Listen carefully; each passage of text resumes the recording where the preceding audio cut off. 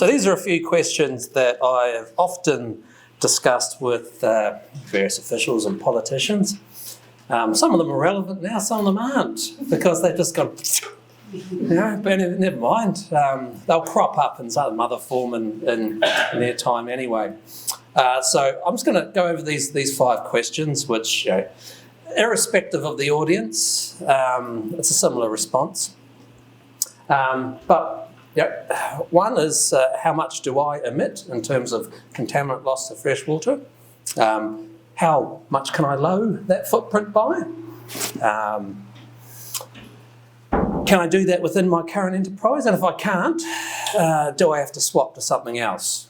Do I have to do, was it chestnuts? Although apparently not, there's not much data on that. And then,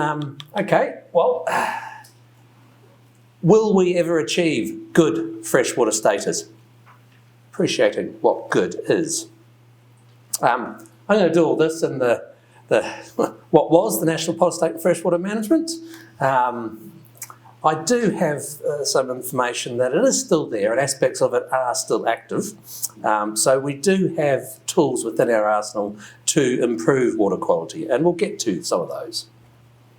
But I always bring up this plot which shows the relative losses of some contaminants by land use. And the reason why I do it is just to explain the wide distribution, irrespective of whatever land use and whatever contaminant it is. And that's simply to reinforce the fact that, you might hear people say, well, I've got a different soil type, I've got a higher rainfall catchment, etc. Well, that's true, but one of the major factors behind it is how you manage those biophysical characteristics. And that's what we have to drum into people. It's how you manage the land which affects the water. But there is also a natural source that comes in, okay? So if you weren't there and the land was under native bush, for example, on average it would be around 20% of the current contaminants going in. That's over a wide variety of conditions and a wide variety of catchments. So it could be quite high, it could be very, very low. On average, only around 20% though. So you've seen these maps that were just presented, and so I don't necessarily have to go into them in much detail, except to say, well, here's an example where you do have some pretty scary looking maps, but they're not necessarily as scary as you might think, for a couple of reasons. First of all, on the left-hand side, you'll notice, and sorry the recording is moving away from the mic, but you'll notice all this excess sediment coming in the centre of the country. Now, I just came up from Queenstown this morning on a vomit comet, and yes, I do smell a little bit because my passenger next to me was feeling particularly ill, but the point is that a lot of this is from the conservation estate. Okay, it's natural erosion, and they wouldn't expect you to have or be setting limits in those particular areas. Now, in E. coli, yes, there is an awful lot of E. coli that comes in. There is a bit of it that comes in from pest pressure, but most of it is from ruminants, let's be honest about that. But the reason why we have it everywhere is because we set a target that everywhere had to have good water quality in terms of E. coli. We're the only country in the world that actually set that. If we were living in Australia, well, actually, wouldn't even care, but if you're living in the US or indeed Europe, there would be selected water bodies to which you had to meet those water quality criteria, and most of the other ones would be around beaches. We're a bit ambitious on that, so it's horses for courses. Now, the important point though is that when you overlay each of those and say, are there areas of the country where you have more than 30% reductions required? So this could be between 1, 2, 3 and 4 of those contaminants. So 4 is all of them. 1 could be any one of those contaminants. Could be nitrate, could be phosphate, it could be E. coli or sediment. But the point is you've got many areas that have multiple catchments that require more than 30%. 30% is a meaningful number. And we're going to go into why that is.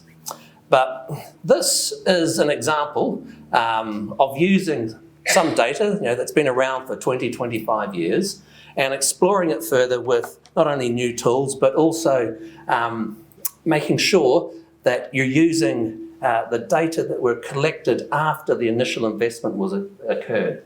So way back in 2000, around 5 dairy catchments, one of them's near here, Taunipi, but they represented largely dairy-influenced catchments around the country. And in each of them, they got a bunch of us pointy heads in to say, what's the problem, and talk to the local community, talk to the farmers, and give them the tools in terms of farm plans around what actions they could do to mitigate that particular problem. So there was a bit of an extension phase which lasted for about 10 years, in which at the same time you were also measuring water quality and you were also recording what people were doing every other year. And then we stopped. Some of those things were done, some of them weren't, but the recording of what people were doing and the water quality continued. So we called that a post-extension phase. So over that 20-year period, we had the majority of those contaminants improving, i.e. decreasing in most cases. There were some that were pervasive and increased. Notable one, nitrate. That increased because in the Waikākī you had an expansion from flood to spray irrigation, more land being irrigated, more animals, more urine patches. Okay, well that explains that. But in the vast majority of cases you had improvements.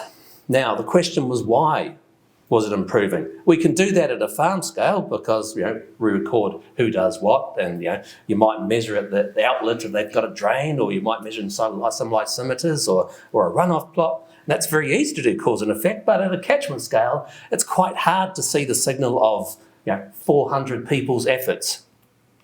So this is the inch bonnie. So today it's going to get 800 millimetres of rain. It's quite a lot. The main problem that they had was effluent. And they had effectively, when you go on there and you talk to the cocky, you can say, oh, where's the effluent go? Points over there. There's a nice little rubble area. It goes in there. Never see it again. That's fine. But where does it go? So he did that once while I was there, and I was standing down the stream and I pointed, can you see it? Oh, yeah. So there was a fairly obvious win-win on that one. And they installed what were good practice, I guess, effluent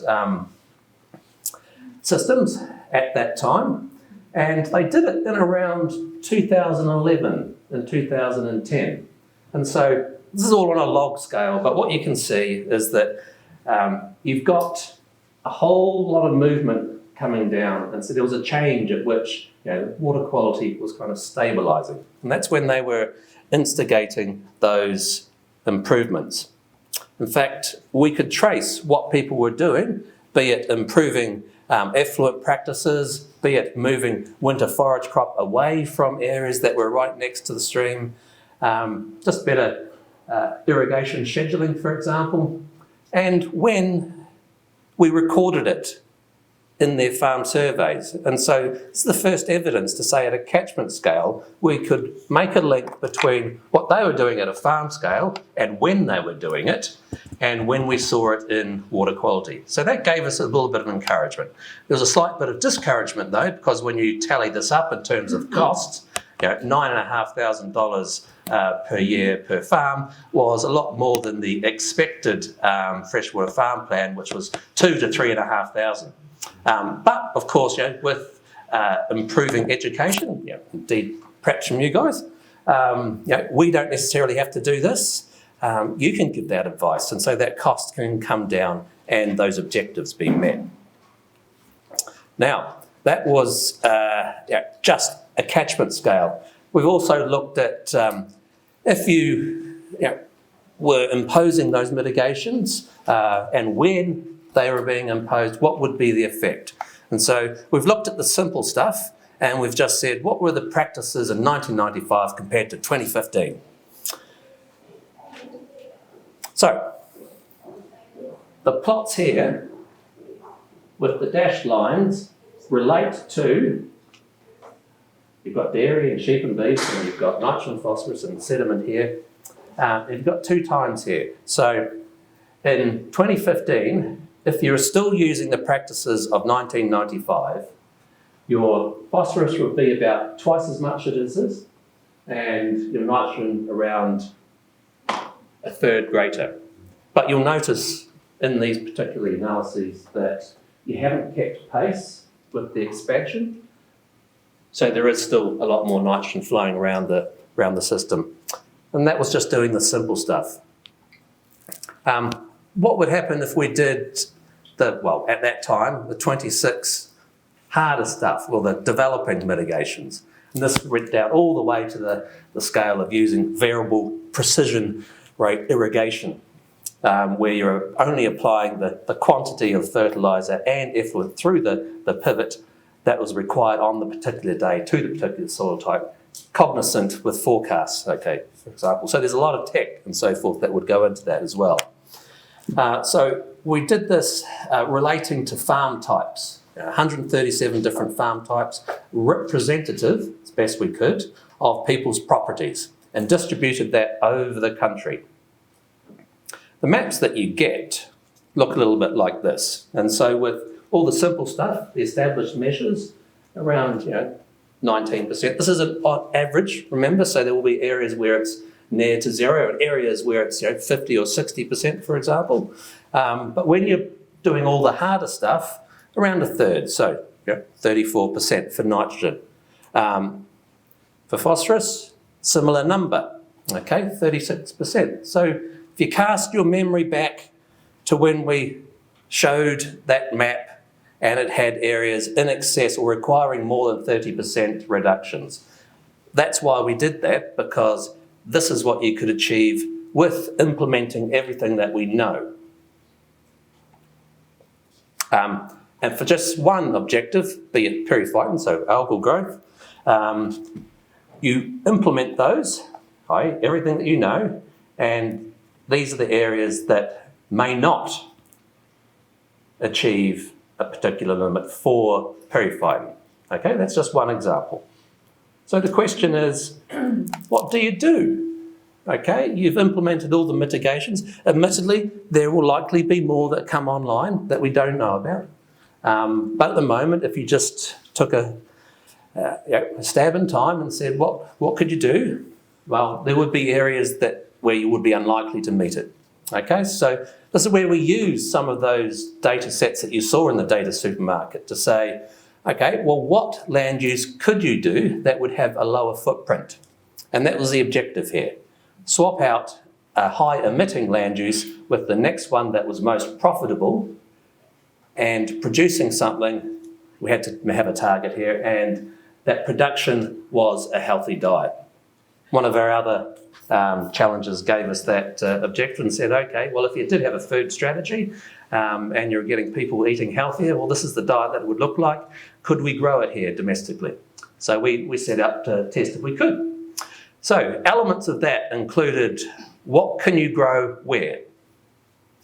What are the footprints of those new land uses? And are those footprints, when they are matched together with existing land uses, are they going to meet your objectives, say for water quality? We also tested it for greenhouse gas emissions, okay? Because some of the things that you do for water quality also benefit greenhouse gas emissions and vice versa. So nationally, this is what the output would look like in terms of both land use change and then also a change in profitability here. So we had 2 scenarios. One was saying, okay, well, if you focused on GHGs first and then consider freshwater as co-benefits, or if you swapped it round and just focused on the freshwater and then said, what was the benefit for greenhouse gases?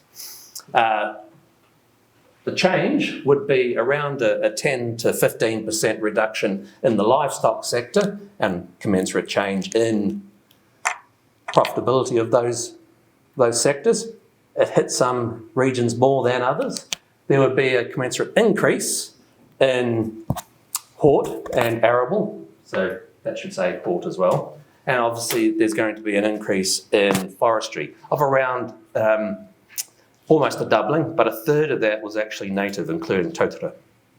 The net effect varied between a very, very small profit to a modest loss. I say modest because it was less than 1% of export revenue, and our export revenues weren't impacted under this analysis. Yeah, and of course, the pipe dream is that with those changed diets, you'd have an improved population, saving 14 billion in health costs. Yeah. He says when he goes, asks, is there going to be a pie for lunch? Yeah, oh, thanks, mate. Right. Right. So that was looking out into the future. It would take likely 20 years for that land use to occur, and of course, there would be other opportunities that came in, but we have to consider there's also a lag time between when those changes occur and when you would likely see it in freshwater. And that's both surface and also groundwater. I'm going to give you a couple of examples of just on the surface water of how you would measure it. So we have data nationally, mostly via agricultural production surveys, on the number of cows and the likely, say, nitrate leaching losses. And you can track that through time. Of course, here's Canterbury. Goes up and up and up. It's tailing off now, but you can also do that on a catchment basis as well. And so here's the Waimakariri, and it's broken down into each different livestock classes. Sheep, deer, dairy, beef. The thing that I want you to take note of, though, are these down triangles, which increase around here, 1999, 2000, and they're continuing going up. And then here's the load in the Waimakariri River itself. And then, hang on, let's go up as well. Around 2005. The difference between that, 1999, and 2005, on average, is your lag time. It's as simple as that, okay? That's a nice, easy conceptual way to view it. When you have those data, of course, you need it over a long time because there could be lags longer than 5 years. There could be some that are far shorter. So we used NIWA's National River Water Quality Network and looked at those 77 catchments which have about half the country included within them. So on average, it's around 4.5 years. Okay, so you may have heard of lag times 90, 100, 120 years. Well, that might happen in a few small catchments in some areas, or indeed in groundwater, which I'm going to get to next. But in surface water, that's not the case. And so that actually gives me some encouragement that if you were looking to restore either a river and sometimes a small lake, it could be quite quickly done. Now, there's also the question of, well, have I really done it? Or is it just noise? Because most regional councils will, for example, in freshwaters, so surface streams and rivers, they'll come along and they'll do a monthly sampling, grab sampling, okay? Now, that could be on a day like today, or it could have been on a day like you're going to get tomorrow, where it's, the stream's going to go up. And you can imagine that the concentration between today and tomorrow is going to be quite different.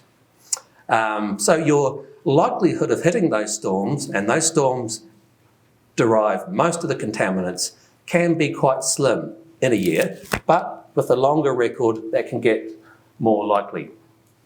So we've used those records, around 15 to 20 years, around 1,000 sites, to do something that we call statistical power. But nevertheless, what it just says is, what's the likelihood of detecting a certain change over a certain period with a certain frequency and number of samples?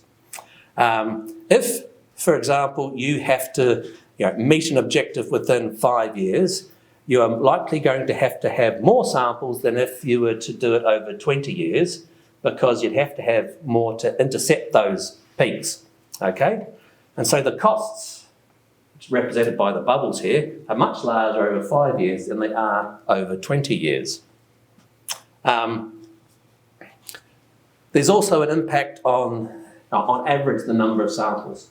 So here we are by different contaminant. So the minimum number of samples per year over a 5-year period. Okay, you could get away with detecting bottom lines just using our current monthly one. But if you wanted to do it detecting sediment or dissolved reactive phosphorus, you'd probably have to increase the sampling frequency by 3 or 4 times. You do this analysis nationally to say, okay, if you were meeting those bottom lines, then how many samples would you take? Well, it's going to increase. And what's the cost? Well, it's going to be between 4 and 5 times greater than it is at the moment. There's 2 inferences here. We continue monitoring and not knowing if we're going to detect any change, or we coalesce those sites to having fewer, higher quality, or perhaps having new sites. And Olivia will probably talk to you a little bit about that later after lunch. Just a final comment around groundwater. So there's almost 1,000 sites there as well. We chose a target, 2.4, which relates to growth actually of periphyton in streams, but many groundwaters feed into streams, so it's realistic. Under the current sampling regime, about 40% of our sites will be able to detect a change to that level within 30 years. But you're going to have to increase by between 100 and 300% just to get 60% of those. If you were to account for lag times in groundwater, which can be highly variable, shallow, quite short, deeper, and especially in porous catchments like the Central North Island, much longer. In fact, many of those remaining ones, even with monthly sampling, you will not detect any change. So there are areas where we're going to have to start thinking about readjusting what we sample and where we do it. So the take-home messages, I always give these to the people that I talk to, and it's about what's my contribution to this. Inevitably, it is higher than you think in terms of what practices I do and the effect those practices have. Because the natural contributions, in most cases, we don't farm in silly areas where you do have a lot of runoff, and hence you would have a lot of natural contributions of sediment, for example. So my footprint can be quite high. There is quite a lot that I can do in addition to what I've already done that fits within a modest cost. I'm saying here between 1 or 2% earnings before interest and tax. But there will inevitably some areas where if you're sticking with these particular targets, even implementing everything will either be very expensive or this won't be effective enough, which means that you may have to do some sort of land use change. And even when you do that, it's not being despondent, but it's being realistic about when those changes will occur. And I've said on average in streams and rivers around 5 years. And it could be longer in some groundwater systems, but it's about where you measure as well, because if you're very close to where you're doing something, you're going to detect it quite quickly. Okay, so I think there is room to move, not only in what we do, but also in what we measure and how frequently we measure in order to get the green shoots, as I kind of say, for improvement. So that's it. 12 o'clock. So, I'll finish there. And if you want to question.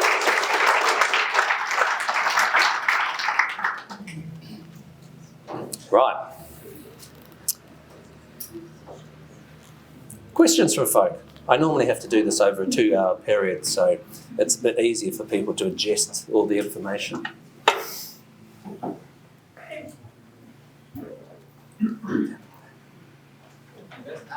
Question on the catchment reduction or the 20% or 19% you have in nitrogen, does that account for any land use change, as in like setbacks and waterways, critical source areas and land retirement that's being done as we speak? Are you inferring between? Yeah, like if you've got the 19% as an example, yeah. I guess that's based on how much land is farming out and farming. Yeah. So I mentioned 137 farm types. Each farm type was looked at not only on its basis of its slope, its climate, soils, but also its likelihood of already having existing mitigations implemented. You can never get that 100% correct. Indeed, we are looking now to expand that out using other more commercially available databases to improve from 137 out to something that's more in the thousands. It's always been a bugbear of modellers in this country that the data exists for exactly how many stock are on a particular property, the fertiliser and the practices. But you've got to be realistic. That's private information, so we can't use it. But if we did have that, we'd be able to get to the granularity that folk are after in terms of, if I did this and I did that, and different parts of the catchment would end up with the result. Instead, we've had to use averages. You've highlighted a really important gap in our data.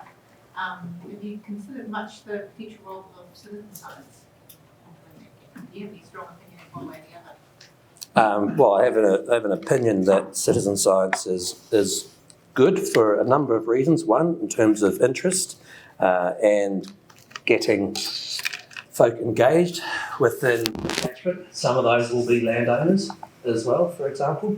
There are guidelines around the quality of what can be measured, where and when, which means that you can use that in modelling exercises.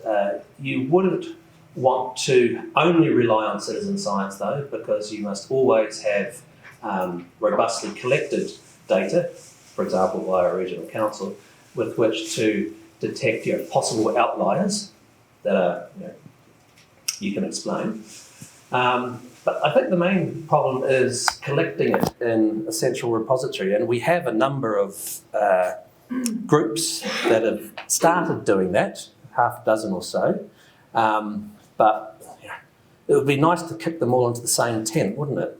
And get that database that you've got for iNaturalist, for example, for water. Rich, I can add to that Y-Connection is developing this over the next year, one repository for citizen science with a so Well, I hope you keep kicking it and you get the goal. Carla. Hey Rich, there's been a lot of work throughout in water and other research programs about this whole land use change modelling piece, and everyone, to Kenny's point, does models slightly differently and they're all wrong. Has anyone kind of looked across all of these land use change modelling things and kind of identified where they're different and why they might be different? Yeah, I mean, I'll probably take you to task with that one and say they're all wrong. No, they all have uncertainties associated with them, and it's your level of acceptance around those uncertainties. So that's the way that I'd phrase it. Has that analysis been done? Yes, it has, qualitatively.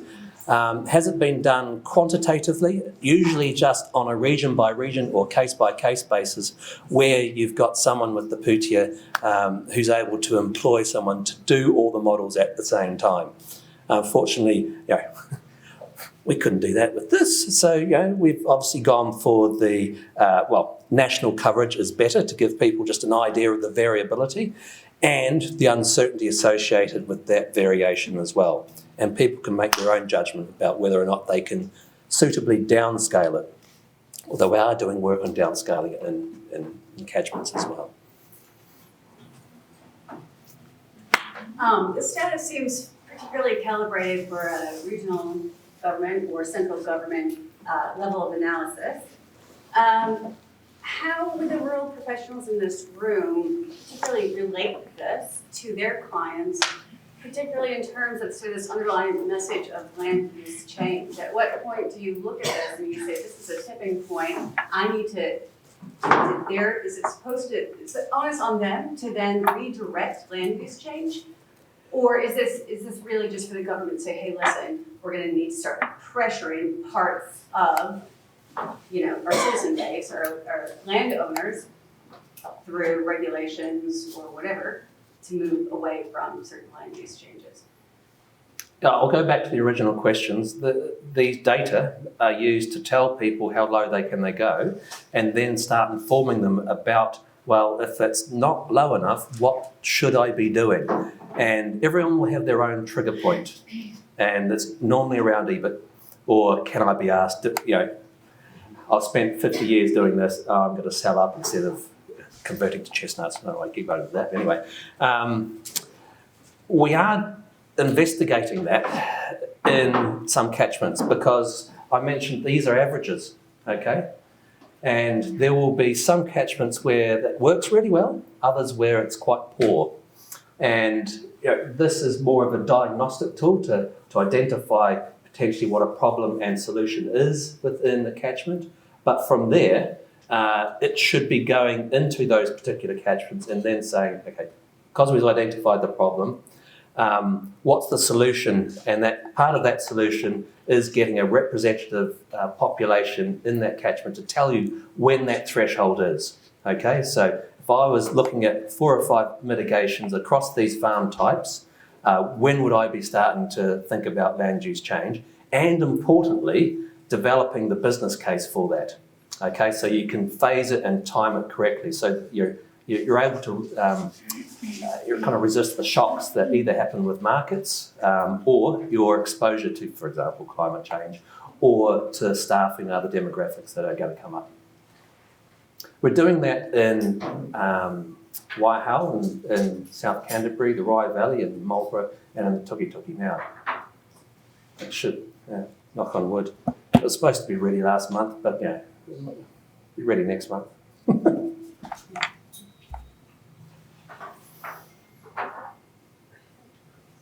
Oh.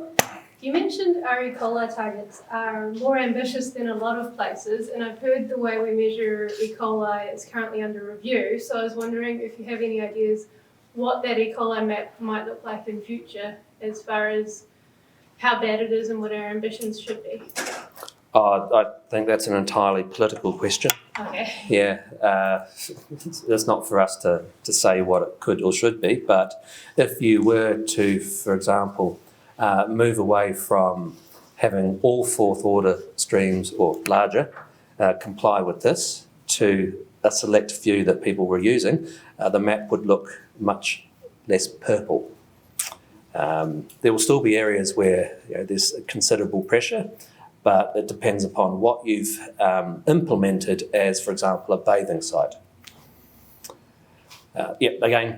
That's a political question, though, that's, I guess, could have some central direction, but I'm hoping that it would be more regionalised.